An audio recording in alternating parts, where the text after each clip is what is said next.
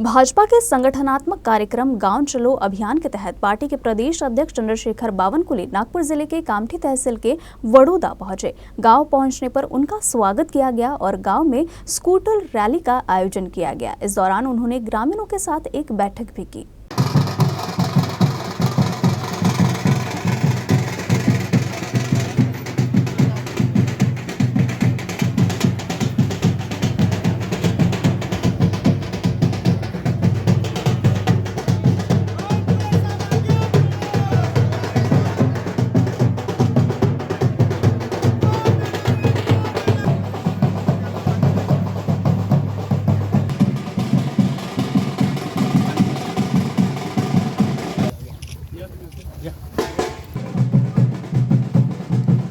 सुपरवायझरला विनंती करतो की आपण आपल्या जागेवर बसून इकडे नाही तरी चेअर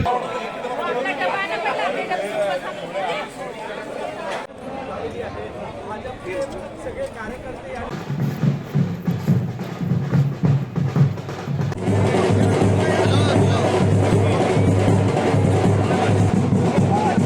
छत्रपती शिवाजी महाराज की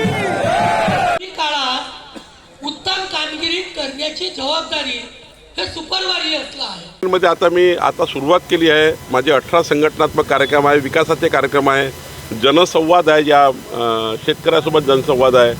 शेतकऱ्याचे प्रश्न, शेतमजुराचे प्रश्न, महिलांचे प्रश्न, युवकांचे प्रश्न।